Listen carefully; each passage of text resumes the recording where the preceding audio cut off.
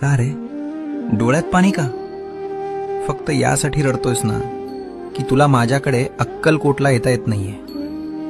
इतर लोक जातात आणि तुला मात्र परिस्थितीनं बांधून ठेवलंय याचं वाईट वाटतंय ना. तू तिथे येऊन त्या गर्दीत मला शोधतोस, पण मी तर तुझ्या घरातल्या त्या कोपऱ्यात तुझ्या देव्हाऱ्यात मांडी घालून बसलोय.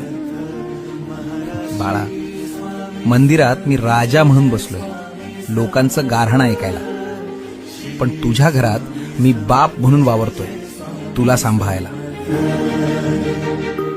मग राजाच्या दरबारात जाणं महत्वाचं की बापाच्या मांडीवर बसणं महत्वाचं? त्यामुळे अक्कलकोटला येता येत नाही याची खंत करू नकोस.